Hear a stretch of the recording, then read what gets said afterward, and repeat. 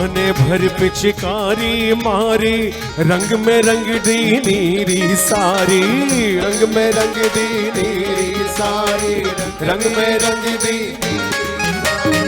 बहाने भर पिचकारी मारी, रंग में रंग दी नीरी सारी,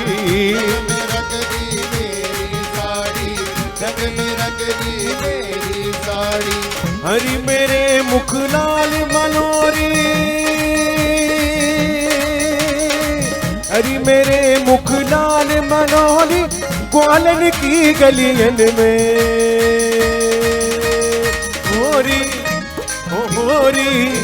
हो होरी खेले सारी संगत, अमृतसर की कुंज गलन में होरी खेले सारी संगत, अमृतसर की कुंज गलन में होरी खेले सारी बहने, अमृतसर की कुंज गलन में होरी खेले सारी अमृतसर की कुंज गलन में, कुंज गलन में गलन में ग्वाले खेले, बिखरे फूल गलन में होरी होरी होरी होरी खेल रहे नंदलाल, वृंदावन की कुंज गलन में होरी खेल रहे नंदलाल, वृंदावन की कुंज गलन। भाई जतिन जी अपनी कृपा प्रदान करेंगे। अमृतसर की पावन भूमि पर आज आपके समक्ष गुरुदेव की आज्ञा से यहाँ आने का अवसर हमें प्राप्त हुआ है। अमृतसर की भूमि गुरु की भूमि कहा जाता है। आप सब जानते हैं गोल्डन टेम्पल के विषय में सबसे प्रभावित है अमृतसर की भूमि। हमने गुरु से यही सीखा है कि किस तरह से हम गुरु की सेवा कर सकते हैं। 18 साल हो गए मुझे धाम से जुड़े हुए, धाम की गतिविधि से। मेरा पहला समागम पानीपत 2007 में था, और कुछ दिन पहले जब मैं पानीपत समागम में गुरुदेव की आज्ञा से गया, तो वही बचपन के वो दिन जो मैंने समागम में खेल के बिताए हैं, सेवा करके बिताए हैं, चाहे वो बीज मंत्र की सेवा हो, चाहे वो लंगर की सेवा हो, चाहे वो स्टॉल पर बैठने की सेवा हो, चाहे वो आप सबकी प्रार्थना सुनने की सेवा हो, गुरुदेव ने हर स्टेज से निकाला है और आज यहाँ लाकर खड़ा कर दिया है। तो मुझे लगता है कि गुरुदेव की लीला अपरंपार है। जब हम कोई दान करते हैं या चाहे गाँव को खिलाते हैं, कुछ भी करते हैं, तो हम दिन भर वही सोचते रहते हैं कि हमने ये किया, मैंने ये किया, हम गौशाला गए, हमने ये किया। गुरुदेव इतने सालों से हम सबके कष्टों का समाधान करते आ रहे हैं और उनके मन में एक पल भी नहीं आता कि वो कुछ कर रहे हैं। हमेशा वो हमें यही मैसेज देते हैं, हमेशा वो हमें यही आज्ञा करते हैं कि सब परमपिता परमात्मा कर रहा है। कहते हैं कि जहाँ परमात्मा नहीं पहुँच सकता वहाँ माँ होती है, पर मुझे लगता है कि जहाँ परमात्मा नहीं पहुँच सकता वहाँ गुरु भी होता है, और हम सब गुरु के बिना अधूरे हैं।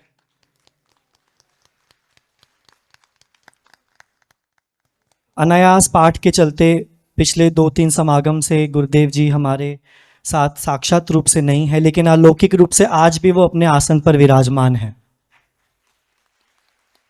यह एहसास हमें होता है जब हम अनुभव सुनते हैं। यहाँ पर आते हुए भी लोगों को जो अनुभव होते हैं, जब हम अनुभव सुनते हैं तो हमें साक्षात्कार होता है कि गुरुदेव आसन पे नहीं है, लेकिन फिर भी आसन पर हैं।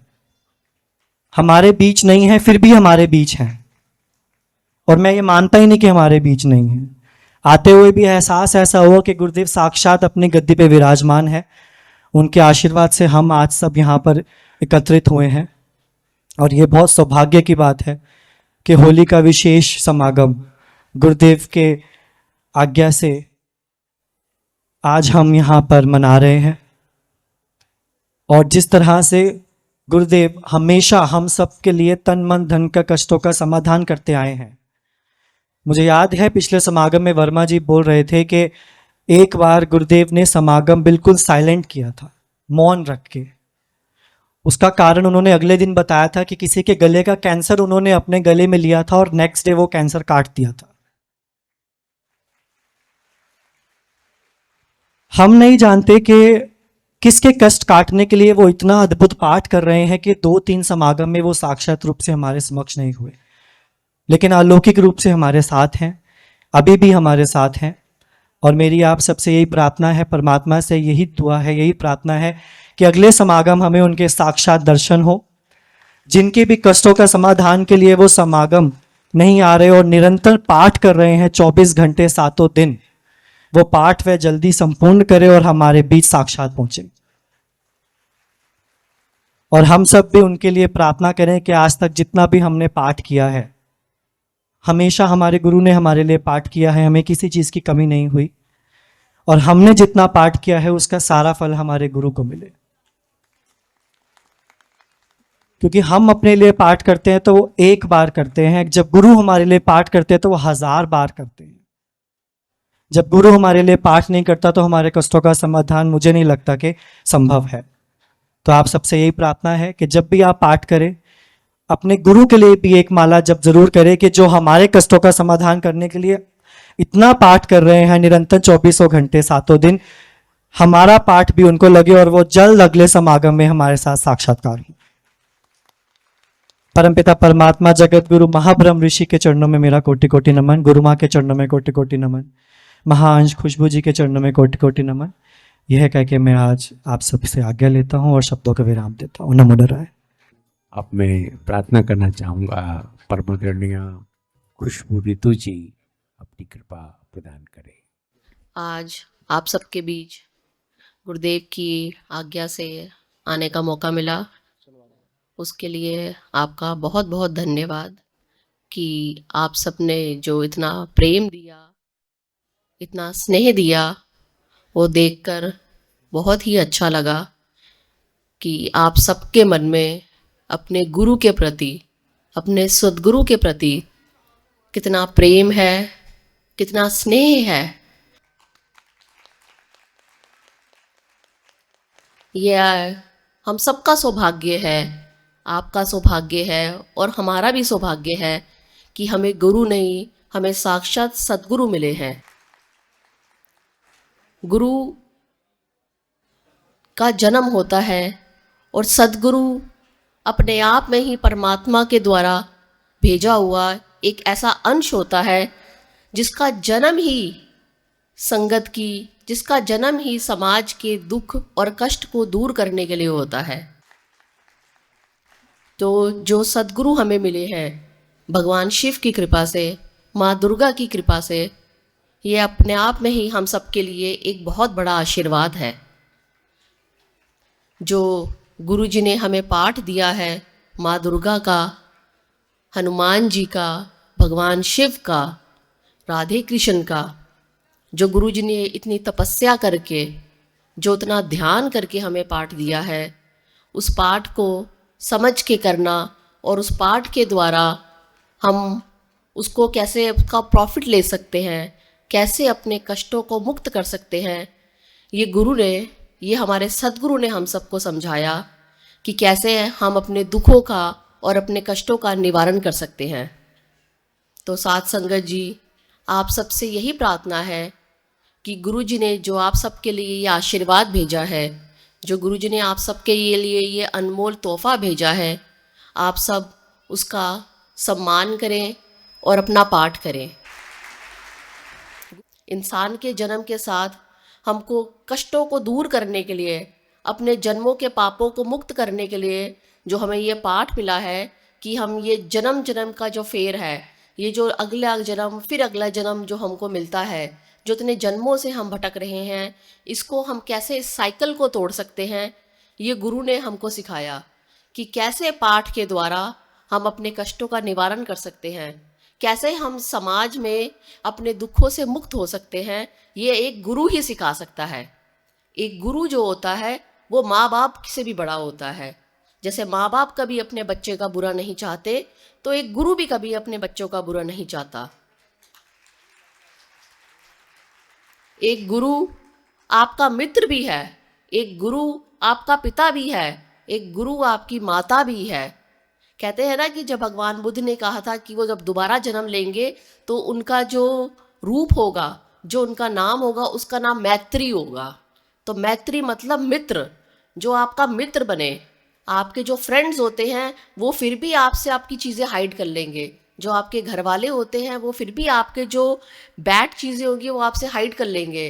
पर जो गुरु होता है वो आपको साक्षात्कार कराता है, वो आपको आईना दिखाता है कि जिससे हम अपनी चीज़ों को सुधार सकें, हम अपने कर्मों को सुधार सकें। और इसी के द्वारा ही गुरुदेव हमें पाठ देते हैं। हमको अपने अपने कर्म कभी दिखते ही नहीं हैं कि हम दिन में कितनी बार गलत चीज़ें कर लेते हैं, हम कितनी बार लोगों का मन दुखा देते हैं। तो ये जो गुरु होता है, ये जब सदगुरु हम सबके बीच मौजूद होता है, ये जब सदगुरु हम सबके बीच आता है तो हमें वो एक आईना दिखाता है। कभी कभी वो हमको डांट के समझाता है, कभी कभी वो हमको प्रेम से सिखाता है, तो कभी कभी वो हमको इग्नोर करके भी सिखाता है। तो हम कभी ये ना समझे कि गुरु ने हमारी तरफ देखा नहीं या गुरु ने हमें इग्नोर किया। वो गुरु हमें इग्नोर नहीं करता, वो गुरु हमारे कष्ट काट रहा होता है। गुरु को हर चीज़ दिखती है कि हर बच्चे के मन में क्या दुख चल रहा है, हर बच्चे के मन में क्या कष्ट चल रहा है। उसे ना बोलने की ज़रूरत होती है, ना हमें गुरु को कुछ बताने की ज़रूरत होती है। वो अगर सदगुरु बना है इतने पाठ करने से, इतनी तपस्या करने से, तो परमात्मा ने साक्षात्कार उन्हें वो दृष्टि दी है कि वो हम सब के आर पार देख सके। गुरु की आंखों में अपने आप में ही एक एक्सरे मशीन है कि जो हमारे सारे दुखों को देख सकता है, जो हमारे सारे कष्टों को देख सकता है। तो उसके द्वारा गुरु हर अपने भक्त जो होते हैं उसको अलग अलग तरह से ट्रीट करता है। जैसे हम डॉक्टर के पास जाते हैं तो डॉक्टर अपने हर पेशेंट को एक डिफरेंट ढंग से ट्रीट करता है। एक पेशेंट को अगर वो बहुत अच्छे से ट्रीट करेगा, दूसरे पेशेंट को डॉक्टर डांट भी देता है कि जाओ आप यहाँ से, मुझे समझ आ गई है। पर अगर हम डॉक्टर की बात का बुरा मान ले तो हम अपने आप को ही दुख देंगे, हम अपने आप को ही कष्ट देंगे। तो ऐसे ही अगर डॉक्टर की बात हम समझ सकते हैं, अपने माता पिता की बात हम समझ सकते हैं। कितनी बार माता पिता अपने बच्चों को डांटते हैं, शुरू में तो बच्चों को बुरा लगता है, मगर बाद में धीरे धीरे उन्हें समझ आती है। कहते हैं बड़े का कया हुआ और आंवले का खाया हुआ बाद में पता चलता है। तो ऐसे ही जो हमारा गुरु है वो हमारे लिए आंवला भी है, वो हमारे लिए करेला भी है और वो हमारे लिए आम भी है। कभी वो हमारे लिए करेला बनेगा, कभी वो हमारे लिए आंवला बनेगा, तो कभी वो हमारे लिए आम भी बनेगा। तो ये अब हमारे ऊपर है कि हम उस चीज़ को कैसे ग्रहण कर सकें, हम अपने गुरु की बात को कैसे ग्रहण कर सकें। हम अपने गुरु की कभी भी चीज़ को कोई बुरा ना लगाएं, कभी दिल से ना लगाएं, क्योंकि गुरु तो हम सबके लिए यहाँ पे आ रहा है। गुरु अपने लिए नहीं आता हर जगह, गुरु इतनी जगह पे समागम करता है। सालों से गुरुदेव समागम कर रहे हैं। तो आप खुद सोचिए, जो इतनी उनकी एज हो गई है, गुरु माँ जी की इतनी एज हो गई है, फिर भी आप सब संगत के लिए, आप सब भाई बहनों के लिए, अपने सेवादारों के लिए गुरुदेव फिर भी चलते रहते हैं और आप सबके लिए पाठ करते हैं। क्योंकि गुरुदेव को ये मन है कि जितना भी समाज है, जितनी भी ये धरा में लोग हैं, उन सब के कष्ट दूर हों। जो भी इस धरती पर आए हैं, हर बंदा कष्ट मुक्त हो, हर बंदा सुखी हो। इसी के लिए वो दिन रात पाठ करते हैं, वो दिन रात तपस्या करते हैं कि हमारे कष्टों का निवारण कर सके। और हम अपने गुरु की कभी कभी छोटी छोटी बात से नाराज़ हो जाते हैं। तो ये हम सब के ऊपर है कि हम अपने गुरु का कैसे आदर कर सके, कैसे मान कर सके, कैसे सम्मान कर सके, कि हम उनकी वो चीज़ को रिस्पेक्ट दे सके जो गुरुदेव ने हमें दी है, उस पाठ की हम वैल्यू कर सके जो गुरुदेव ने हमें दी है, जो परमात्मा का नाम गुरुदेव ने हमें दिया है। जिस परमात्मा ने पूरी धरती को बनाया, जिस परमात्मा ने ये पूरे संसार को बनाया, हम उनका भी आदर सम्मान कर सके। जब आपके घर में देखिए बच्चे होते हैं और बच्चे, माँ बाप बच्चों के लिए कितना करते हैं, पर जब बच्चे यही बड़े होते हैं और माँ बाप को नहीं पूछते तो माँ बाप को कितना दुख और कष्ट होता है, कितनी तकलीफ़ होती है। वो अपने रिश्तेदारों के साथ सबके सामने रोते हैं कि हमने अपने बच्चे के लिए कितना किया और मेरे बच्चे हमें भूल गए। तो सोचिए, वो जो परमात्मा है जिसने ये धरती बनाई है, वो परमात्मा जिसने ये पूरा यूनिवर्स हमें बना के दिया है, जिसने हमें ये चांद सितारे दिए हैं, जिसने हमें ये शरीर दिया है, जिसने हमें हार्ट दिया, लंग्स दिए, लीवर दी, किडनी दी, इसमें से एक चीज़ भी इधर से उधर हिल जाए या कुछ हो जाए तो हमारा पूरी शरीर हिल जाता है। हमें कुछ चीज़ अच्छी नहीं लगती, हमें पूरी दुनिया की एक से एक सुख अच्छा नहीं लगता। हमारे सामने कोई लाखों पैसा रख दे तो हमको अच्छा नहीं लगता, सुंदर से सुंदर कपड़े रख दे हमें अच्छा नहीं लगता, सुंदर से सुंदर इंसान सामने बैठ जाए हमें अच्छा नहीं लगता। तो सोचिए, उस परमात्मा को हम कैसे भूल जाते हैं। हमको 24 घंटे में से हमको हाफ एन आवर भी नहीं मिलता कि हम पाठ कर सके, हम उस परमात्मा का धन्यवाद कर सके। तो हम कैसे बड़े होके ये एक्सपेक्ट कर लेते हैं कि हमारा बच्चा हमको कल पूछेगा। हम भी तो अपने परमात्मा को भूल गए, हम भी तो उस परमात्मा को भूल जाते हैं जो हमारे माता पिता हैं, जो उस पूरी धरती के माता पिता हैं, हम भी उसको भूल जाते हैं। तो कल जब बच्चे बड़े होकर अपने माता पिता को भूलते हैं तो माता पिता उस चीज़ की कंप्लेन ही नहीं कर सकते, क्योंकि हमने भी तो वही किया। बच्चा तो माँ बाप को देखकर सीखता है।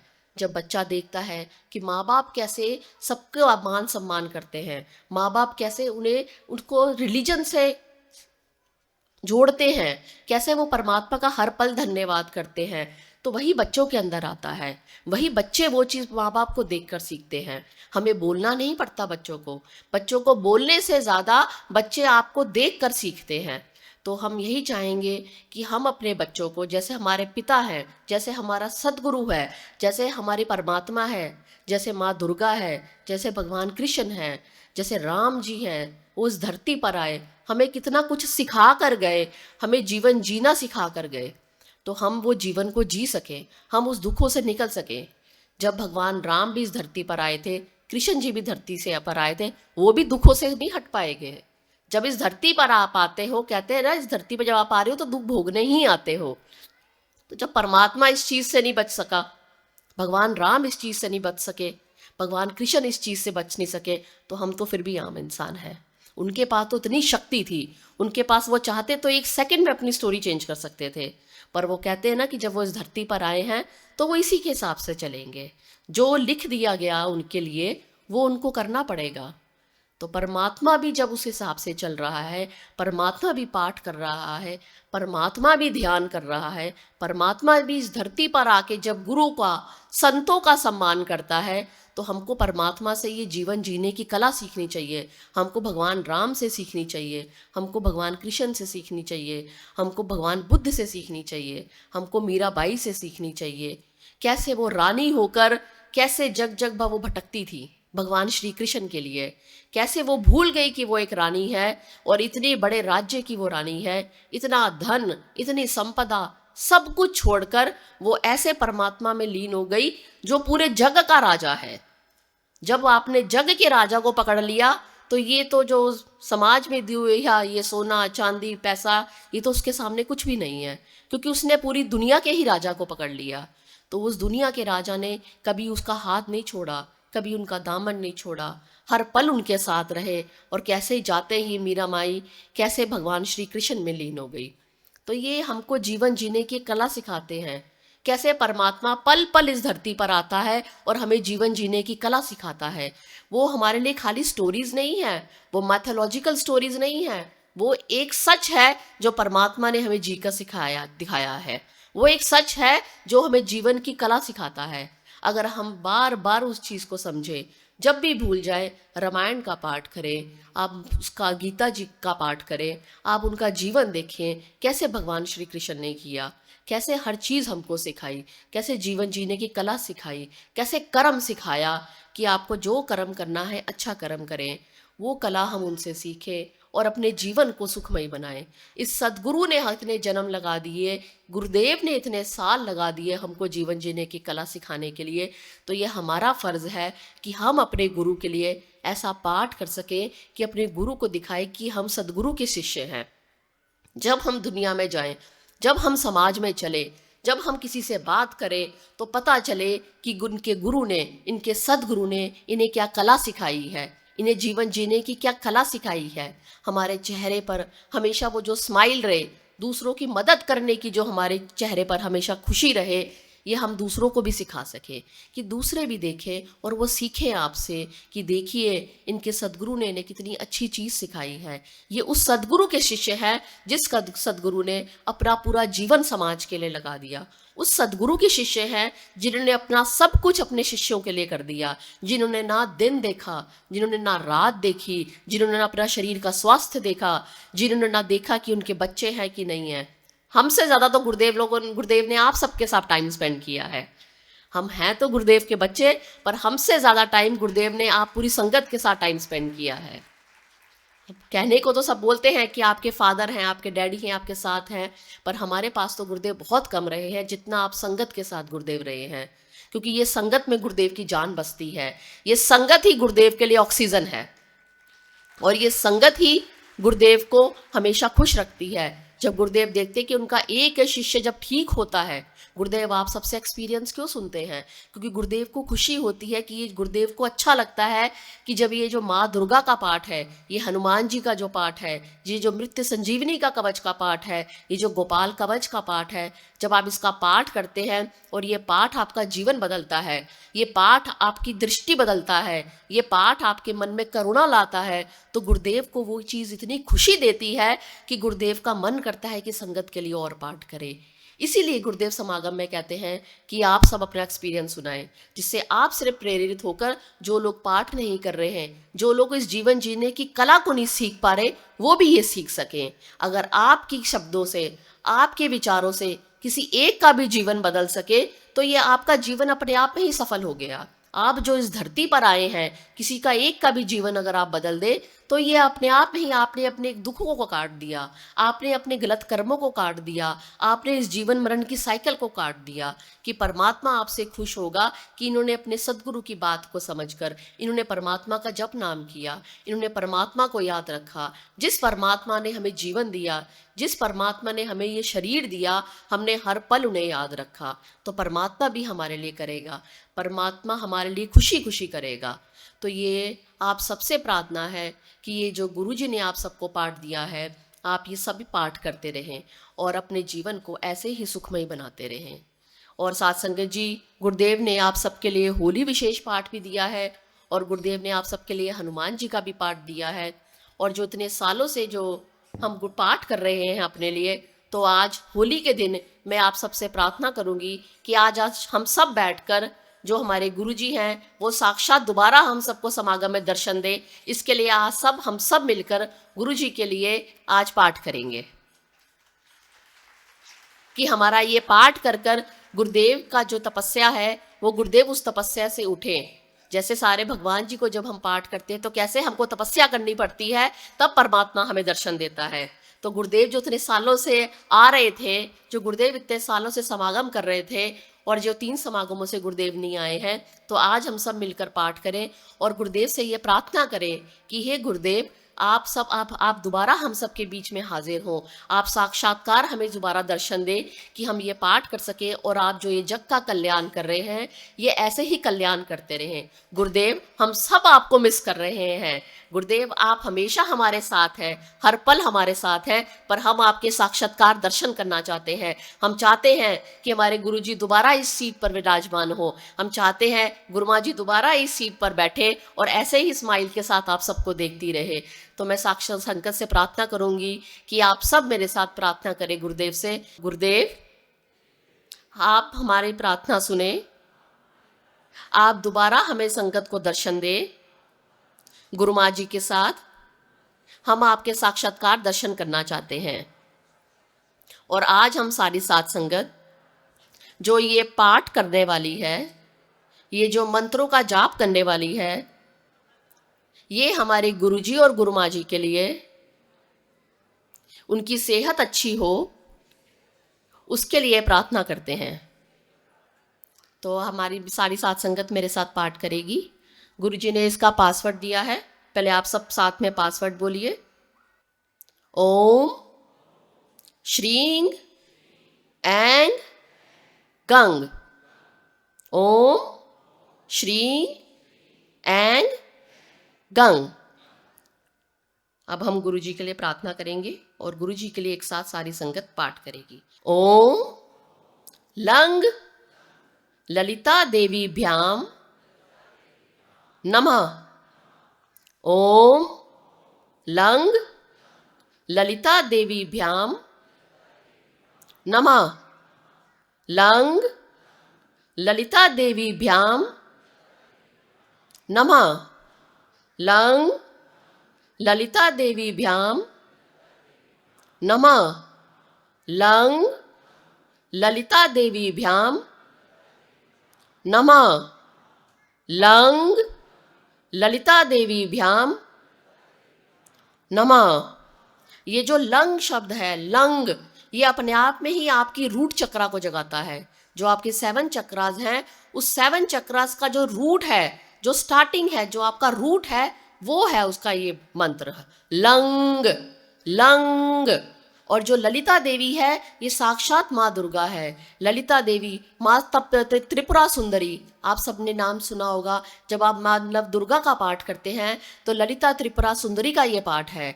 ये आपके शरीर को स्वस्थ करता है, ये आपकी आत्मा को पवित्र करता है, आपके चेहरे को नूर देता है। ये पाठ में बहुत शक्ति है। ये माँ त्रिपुरा सुंदरी का पाठ है जो जगत की माता है, जो भगवान विष्णु, भगवान शिव, ब्रह्मा जी की दायनी है। उस माँ त्रिपुरा सुंदरी का ये जो पाठ है ये गुरुदेव ने आप सबके लिए दिया है। ये आज जो पाठ किया है हमने, ये अपने गुरु के लिए किया है, ये अपनी गुरु माँ के लिए पाठ किया है कि वो साक्षात्कार हम सबके बीच में दोबारा प्रकट हो सके। और जो गुरुदेव की तपस्या है, जो गुरुदेव इतने टाइम से पाठ कर रहे हैं, वो गुरुदेव उस पाठ को ख़त्म करके हम संगत के बीच में दोबारा समागमों में आ सकें। तो ये गुरुदेव से सारी संगत की प्रार्थना है। आज मैं पूरी संगत के सामने अपने गुरु से प्रार्थना करती हूँ, अपने गुरु माँ जी से प्रार्थना करती हूँ कि आप शीघ्र संगत के बीच में आइए। आपकी संगत आपको मिस कर रही है। जैसे आप अपनी संगत को मिस कर रहे हैं, वैसे ये संगत भी आपको मिस कर रही है। और संगत के बीच में आकर आप अपनी संगत को अपना आशीर्वाद दीजिए और संगत को अपने विचारों से, अपने पाठ से और अपने आशीर्वाद से उन्हें दोबारा मिलिए। गुरु जी नमो नारायण, गुरु माँ जी नमो नारायण।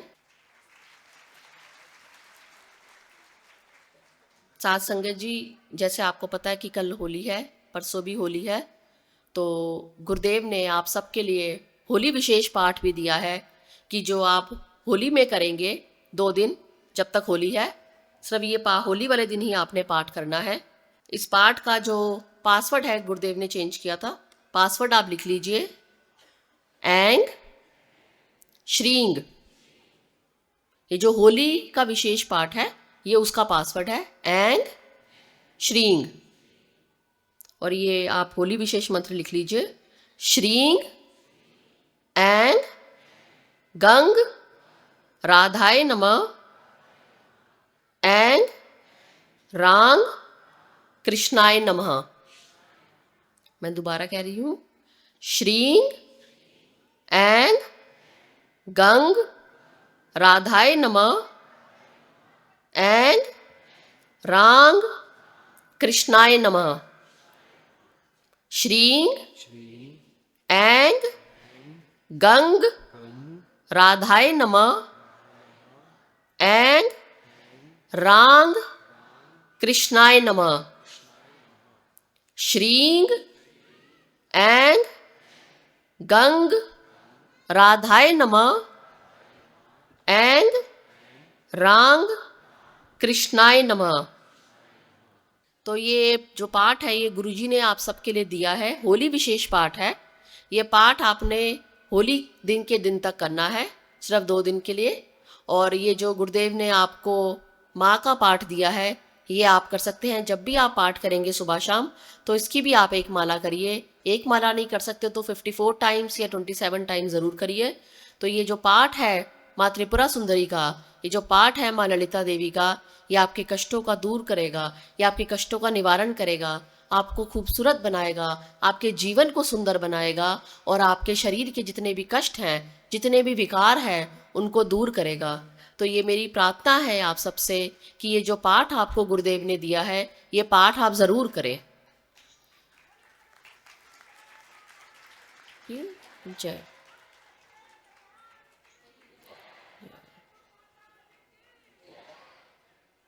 तो साथ संगत जी आप ये पाठ ज़रूर करें जो गुरुदेव ने आपको दिया है, और इस पाठ की आप वैल्यू करें, ज़रूर इसकी वैल्यू करें। एक बार गुरुदेव ने मुझे एक स्टोरी सुनाई थी कि एक बार एक जो लेडी होती है वो अपने गुरु के पास जाती है कि गुरुजी मैं तो बहुत दुखी हूँ, मैं बहुत कष्टों में हूँ, मेरे घर में सब बहुत मुझे दुखी करते हैं, मेरा पति मेरी नहीं सुनता, मेरे बच्चे मेरी नहीं सुनते हैं, मैंने सब कुछ कमाया, मैंने इतना पैसा कमाया, मैंने इतना धन कमाया, मैं तो अब इस धन से भी परेशान हो गई हूँ, मैं इस कष्टों से भी परेशान, सबसे परेशान हो चुकी हूँ क्योंकि सब मुझे इतना कष्ट देते हैं।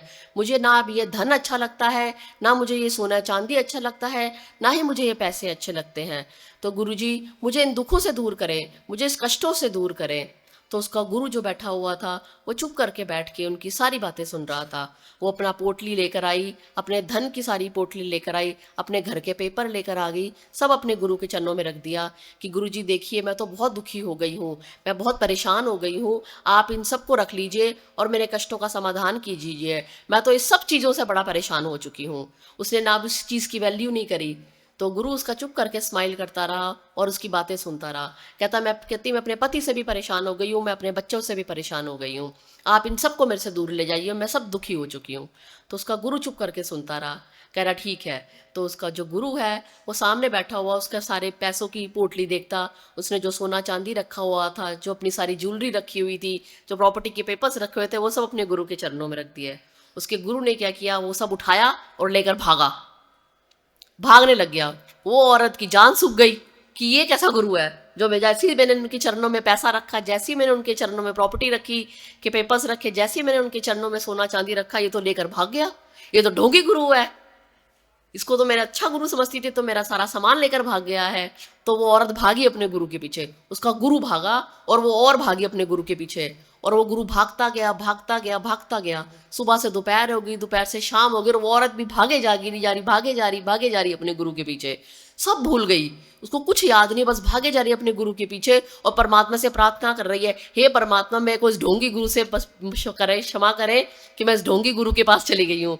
हे परमात्मा मुझे क्षमा करे कि मैंने इस ढोंगी गुरु को गुरु समझ लिया और मैंने इनको अपना सब कुछ दे दिया। हे परमात्मा मेरे को मेरी चीज़ें वापस कर दे, मैं तो तेरा बहुत शुक्रिया करूँगी। जैसे ही उसके गुरु ने प्रार्थना सुनी, वो चुप करके एक पेड़ के नीचे आके बैठ गया सारा सामान लेकर। वो औरत उनके पीछे भागी और उसने फटाफट अपना सारा सामान उठाया और अपनी छाती से लगा लिया और कहती है, शुक्र है परमात्मा कि तूने मेरा सामान बचा लिया, शुक्र है परमात्मा जो मैंने इतने सालों से इतनी धन संपदा जोड़ी थी, जो मैंने ये प्रॉपर्टी के पेपर्स जोड़े थे, जो मैंने इतनी ज्वेलरी जोड़ी थी, शुक्र है तूने बचा लिया इस ढोंगी से, गुरु से। उस पर गुरु उसका बहुत ज़ोर की हंसा, वो बहुत ज़ोर की हंसा। तो वो औरत अपने गुरु को देखने लग गई। तो कहती आप तो बहुत ढोंगी हैं, आपने को तो जैसे ही मैंने ये चीज़ें आपके सामने रखी आपकी तो आंखें चकनाचूर हो गई, आपने ये सब देखकर आप सब भूल गए कि आप गुरु हैं, आप एक संत हैं, आप ये चीज़ें लेकर ऐसे भागे हैं कि आप भूल ही गए आप एक गुरु हैं, आप तो इतने मोह माया में पड़े हुए हैं। तो उसका गुरु और जोर की हंसा। तो वो कहती कि आप हंस क्यों रहे हैं? कहते मूर्ख, ये सब चीज़ें तो तेरे पास पहले भी थी, ये सब चीज़ें तेरे पास पहले थी, तेरे को सब परमात्मा ने दिया हुआ था, मगर तेरे को इन चीज़ों की वैल्यू नहीं थी। तेरे को माँ लक्ष्मी ने तेरे ऊपर ऐसी कृपा की हुई थी कि तेरे पास सब कुछ था, मगर तूने इन चीज़ों की वैल्यू नहीं करी, तूने इसको एक सेकंड में ठोकर मार दी। दुनिया तरसती है चीज़ों के लिए, दुनिया तरसती है, कितनी लड़कियां हैं, कितने लड़के तरसते हैं कि उनकी लाइफ में कोई पार्टनर आए, कोई अच्छा पार्टनर आए, वो तरसते हैं कि उनकी लाइफ में कोई अच्छे बच्चे आए। कितने लोग हैं धरती में जो तरस रहे हैं कि उनका बच्चा पैदा हो, और तेरे को परमात्मा ने संतान दी, तेरे को परमात्मा ने परिवार दिया, तेरे को परमात्मा ने धन संपदा ऐशो आराम सब कुछ दिया, मगर तूने कैसे उसका निरादर किया, तूने कैसे उसको ठोकर मार दी और बोल दिया कि मैं इन सब चीज़ों से परेशान हो गई हूँ। पर अगर तू इन चीज़ों से परेशान होती तो तेरी जान तो ना सूखती। जब मैं ये सब चीज़ें तेरे से लेकर गया था तो तेरी जान थोड़ी ना सूखती। अभी तो मैं सिर्फ तेरे से धन लेकर गया था तो तेरी जान सूख गई, अगर मैं तेरा पति और बच्चे तेरे से ले जाता तो तब तेरा क्या हाल होता। तो गुरु ने उसको सिखाया कि जो परमात्मा ने तेरे को दिया है तो उसकी वैल्यू कर। अगर कोई चीज़ खराब है, अगर आपको लगता है कोई रिश्ता खराब है तो उसको जोड़ना सीखो, ना कि तोड़ना सीखो। आप उसे जोड़ो। जब आपका घर खराब होता है तो आप उसको ठीक करते हो, आप घर छोड़ के नहीं चले जाते हो, क्यों हो दीवारें खराब होगी छोड़ के घर छोड़ के चले जाते हैं, आप उस दीवारों को ठीक करते हो। आप आपके कपड़े फट जाते हैं तो आप उस कपड़ों को सिलवाते हो, आप उस चीज़ों को ठीक करते हो। वो ऐसे ही आपके रिश्ते हैं, आप उस रिश्तों को संभालो, आप उस रिश्तों को संजो, अपने रिश्तों को तोड़ो मत। लड़ाई हर रिश्ते में होती है, नाराज़गी हर रिश्ते में होती है, पर रिश्तों को संजो के रखो। ये मत बोलो कि ये मैं इससे परेशान हो गई हूँ, या मैं मेरे से दुखी हो गई हूँ, मैं अपने बच्चों से दुखी हो गई हूँ, या मैं अपने पति से दुखी हो गई हूँ, या पति बोले मैं अपनी पत्नी से दुखी हो गया हूँ, या अपने बच्चों से दुखी हो गया हूँ। या आपके ऊपर बहुत बड़ी कृपा है कि कम से कम आपके पास परिवार तो है। कितने लोग तो परिवार के लिए तरसते हैं, कितने लोगों को कभी परिवार मिलता ही नहीं है। वो तरसते हैं, वो ऐसे लोगों को देखते हैं जिनका परिवार है, वो ऐसे लोगों को देखते हैं जिनके पास अच्छा शरीर है, वो अच्छे लोगों को देखते हैं जिनके पास धन संपदा है। आपको परमात्मा ने सब कुछ दिया है। ये छोटे छोटे कष्ट और दुख तो वैसे ही दूर हो जाते हैं। अगर हम अपनी लाइफ को ठीक करेंगे, हम अपने विचारों को ठीक करेंगे तो ये चीज़ें हम वैसे ही ठीक कर लेंगे। घर में झगड़ा हुआ तो अगर अपने विचारों को शुद्ध करोगे, हो सकता है सामने वाले का मन भरा हुआ हो, इसलिए इसने मुझे बोल दिया हो, उस बातों को वहीं पर लेट गो कर दिया, बट उन विचारों को अगर हम मन में लेकर बैठ जाएंगे तो वो हमारे अंदर ही जहर डेवलप करेगा।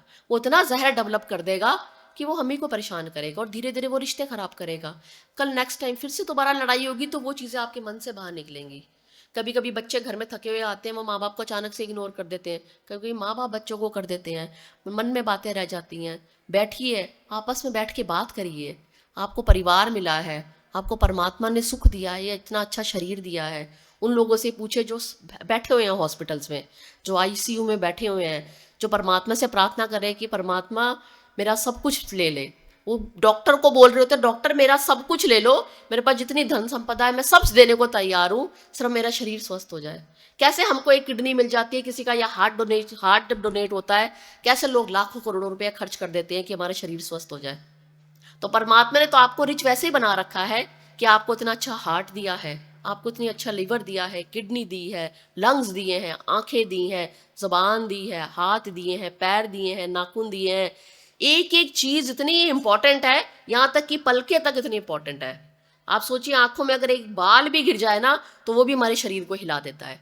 तो परमात्मा ने ऑलरेडी हमको इतना ज़्यादा धनवान करके भेजा है इस शरीर के साथ कि हम उसकी पल पल भी अगर शुक्रिया करें तो वो भी कम है कि हमको इतना सुंदर शरीर दिया है परमात्मा ने। कितने लोगों के हाथ कटे होते हैं, पैर कटे होते हैं, देख नहीं पाते हैं। तो हमको तो हर पल थैंक यू करना चाहिए। हम तो परमात्मा को कह ही नहीं सकते कि आपने हमें कुछ नहीं दिया। उन्होंने जो हमको ये अच्छी सुंदर बॉडी दे दी है, ये ही अपने आप में बहुत बड़ी संपदा है हमारे लिए। तो जो हमको ये संपदा परमात्मा ने दी है, शरीर की संपदा हमको दी है, जो हमें परिवार की संपदा दी है, जो हमें बच्चों की संपदा दी है, माता पिता की संपदा दी है। मैं तो बच्चों से भी करूँगी रिक्वेस्ट कि अपने माता पिता की रिस्पेक्ट करें। माँ, कितने लोग होते हैं जो अपने माता पिता के लिए तरसते हैं। कितने बच्चे हैं जिनकी माताएं बचपन में चली जाती हैं, बच्चे छोटे छोटे होते हैं, पिता चले जाते हैं। उन बच्चों से पूछ कर देखो कि क्या वैल्यू होती है माता पिता की। माता पिता का हाथ जब सर पर होता है ना तो सच पूरा संसार सुंदर लगता है। माता पिता, गुरु, आपका परमात्मा, इनका हाथ जब भी किसी के सर पे होता है, वो बच्चा, वो इंसान अपने आप में ही सबसे ज़्यादा सुखी है। वो इंसान दुनिया का सबसे बड़ा करोड़पति है। वो बंदा इंसान दुनिया का सबसे सुखी इंसान है, क्योंकि उसको अच्छा शरीर मिल गया, उसे माता पिता मिल गए, उसे सद्गुरु मिल गया, उसे परमात्मा मिल गया। हमें किसी और चीज़ को मांगने की ज़रूरत ही नहीं है, क्योंकि हम सब परमात्मा से यही मांगे कि आपका हाथ हमेशा हमारे सर पे रहे, हमारे गुरु का हाथ हमेशा हमारे सर पे रहे, हमारी गुरु माँ का हाथ हमारे सर पे हमेशा रहे, हमारे माता पिता का हाथ हमेशा हमारे सर पे रहे, और ये शरीर हमेशा स्वस्थ रहे। ये सब हमारे पास है, बाकी चीज़ें तो वैसे ही हम ठीक कर लेंगे।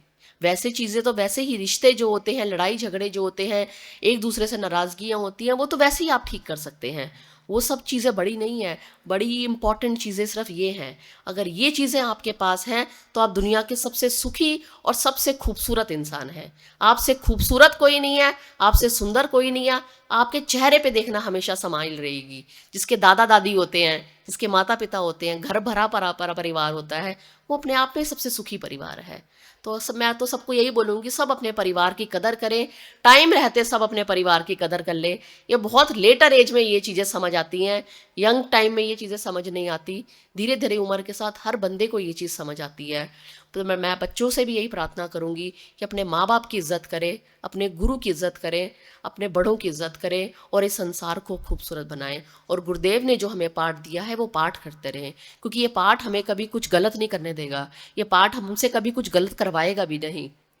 हमारे विचारों को शुद्ध करेगा ये पाठ। जब भी हम ये पाठ करेंगे, हम किसी के साथ भी कुछ गलत करने जाएंगे तो ये हमारे अंदर एक फीलिंग डेवलप करेगा कि नहीं, आप गलत कर रहे हो किसी के साथ।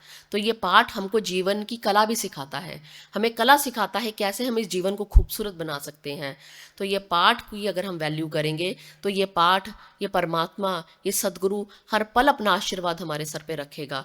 तो हम अपने गुरु से यही प्रार्थना करते हैं, परमात्मा से प्रार्थना करते हैं, परमात्मा सद्गुरु हमेशा अपना आशीर्वाद हम पे बनाए रखे, और हमसे कोई भी भूल चूक हुई हो, हमने कभी भी किसी का मन दुखाया हो, हमने कभी भी किसी को कोई कष्ट दिया हो, अपने माता पिता को कभी कोई कष्ट दिया हो, हमें उसके लिए क्षमा करना। हर बच्चा अपने माँ बाप को दुख देता है अपने एक टाइम पर मैं यही हर बच्चे से प्रार्थना करूँगी कि वो अपने माँ बाप से क्षमा मांगे। हर माँ बाप से प्रार्थना करूँगी कि वो अपने बच्चे से भी क्षमा मांगे कि कभी उन्होंने अपने बच्चों को कभी दुख पहुँचाया हो, कोई कष्ट पहुँचाया हो, या उन्होंने कभी आगे अपने माँ बाप को कष्ट पहुँचाया हो, तो वो उनसे प्रार्थना करे। क्योंकि जब कोई बंदा आपके जीवन से चला जाता है तब आपको उसकी वैल्यू होती है। हर रिश्ते की वैल्यू है, माता पिता से लेके दादा दादी से लेके सास ससुर से लेके भाई बहन से लेके हर रिश्ता अपने आप में इम्पोर्टेंट है।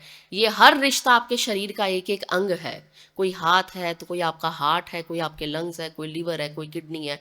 Every relation is an important in your life. हर रिश्ते के बिना आप अधूरे हो। कितनी बहनों को भाई नहीं मिलते, कभी उन बहनों से पूछो वो अपने भाइयों के लिए तरसते हैं। कितने भाइयों के पास बहनें नहीं होती, वो बहनों के लिए तरसते हैं। माँ बाप नहीं होते कितनों के पास बच्चे नहीं होते, कितनों के पास दादा दादी नहीं होते, उन्होंने दादा दादी का दुख सुख नहीं देखा होता। दादा दादी भी बहुत इंपॉर्टेंट होते हैं बच्चों के लिए, बच्चों की ग्रोथ के लिए दादा दादी बहुत इंपॉर्टेंट होते हैं। तो बच्चे हमेशा हमेशा जो माँ बाप होते हैं बच्चों को हमेशा अपने दादा दादी से भी जोड़ कर रखे, क्योंकि यही होता है जो समाज को खूबसूरत बनाता है। जब हम अपने परिवार को सुंदर बनाएंगे, अपने परिवार में सुख बिखेरेंगे, तो वही हम संसार में भी सुख बिखेरेंगे, संसार को भी खूबसूरत बनाएंगे, अपने नेबर को भी सुंदर बनाएंगे। तो पर आप सबसे यही प्रार्थना है कि अपने जीवन को ऐसे ही सुखमय बनाएं और ऐसे ही आप सब पाठ करते रहें। साथ संगत जी प्यार से बोलिए नमो नारायण। अभी आपने देखा महाकुंभ में माँ गंगा किस तरह से अविरल बह रही हैं, ऐसी दिव्य वाणी। और अब मैं प्रार्थना करना चाहूँगा, यहाँ काउंसलर साहब आए हैं, मोनिका शर्मा जी अपने परिवार के साथ कृपा करके आसन पर आ जाएं।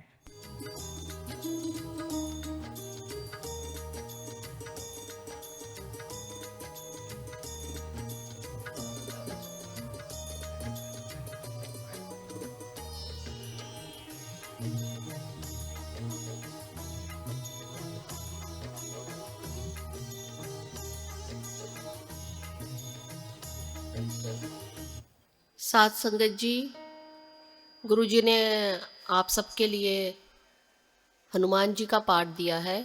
गुरुदेव ने कहा है जो ये वर्ष है ये हनुमान जी का वर्ष है, तो जितना ज़्यादा आप हनुमान जी का पाठ करेंगे उतने ही ज़्यादा आप कष्टों से मुक्त होएंगे। तो गुरुदेव ने ये संगत के लिए मैसेज दिया है कि सारी संगत को बोलिए कि आप सब ने अद्भुत संकट मोचन हनुमान जी के पाठ का रोज़ डेली पाठ करना है। सुबह शाम नहीं कर सकते तो एक टाइम ज़रूर करें, और ये पूरा वर्ष आप हनुमान जी से प्रार्थना करें कि आपके शरीर के कष्टों का निवारण करें। इसका पासवर्ड लिख लीजिए, ओम हंग हनुमते नमः रुद्राक्तकाय हंग फट। मैं दोबारा कह रही हूँ, ओम हंग हनुमते नमः रुद्राक्तकाय हंग फट। ओम हंग हनुमते नमः रुद्राक्तकाय हंग फट। ये इसका पासवर्ड है पाठ का, और ये पाठ की पुस्तक है। ये सबने पाठ करना है, गुरुदेव ने कहा है। और ये जो मैंने आपको भी बोल के बताया ये उसका पासवर्ड है, तो आप सब इसका पाठ करते रहे। अब हम महाब्रह्म श्री रूहानी मैखाना जी की आरती करेंगे, तो कृपा करके सभी अपने स्थान पे खड़े हो जाएं। जिनके पास दीपक की ज्योति है वो दीपक की ज्योति जला लेंगे, बाकी सभी अपने मोबाइल की टॉर्च जला लेंगे, क्योंकि मोबाइल सबके पास होते हैं। आप मोबाइल की टॉर्च जला लीजिए और आरती में शामिल होइए। जिनके पास दीपक की ज्योति है वो दीपक की ज्योति जलाएंगे।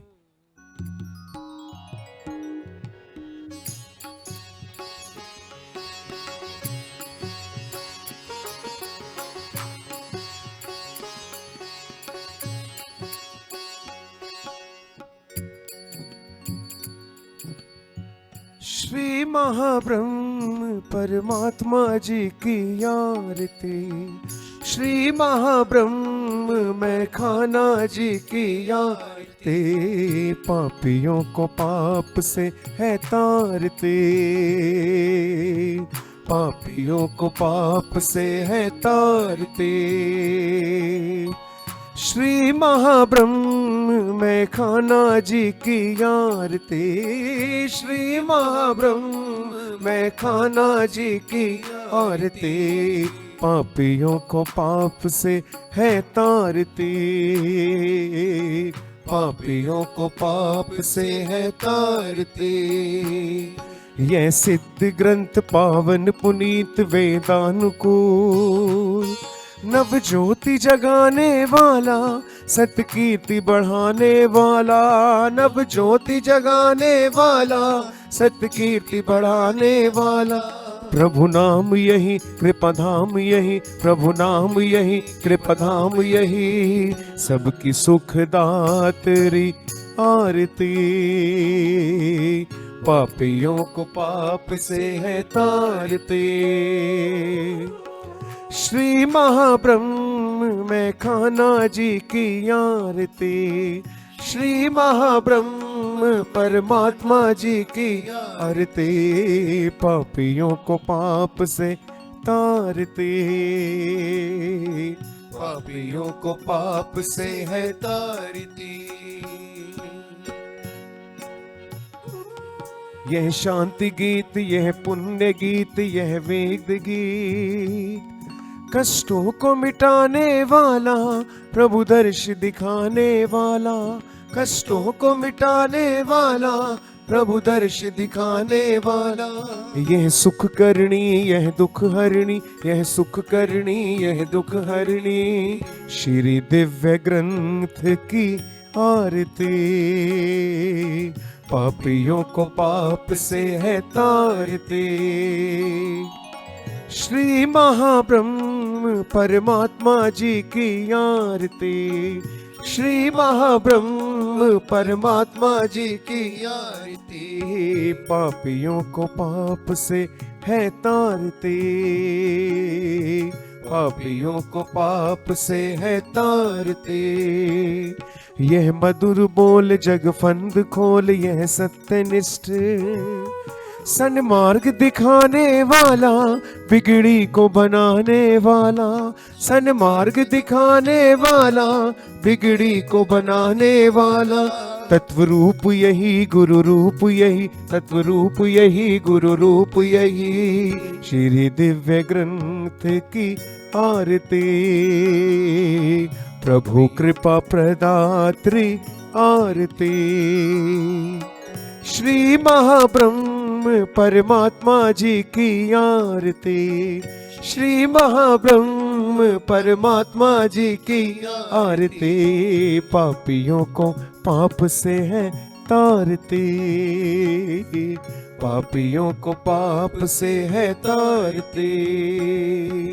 आरती आरती मैखाना जी की आरती, आरती आरती मैखाना जी की आरती, आरती आरती श्री मृत्युंजय की आरती, आरती आरती श्री मृत्युंजय की आरती, आरती आरती माँ दुर्गा जी की आरती, आरती आरती माँ दुर्गा जी की आरती, आरती आरती श्री दिव्य ग्रंथ की आरती, आरती आरती श्री दिव्य ग्रंथ की आरती, आरती आरती श्री रामचंद्र की आरती, आरती आरती श्री रामचंद्र की आरती।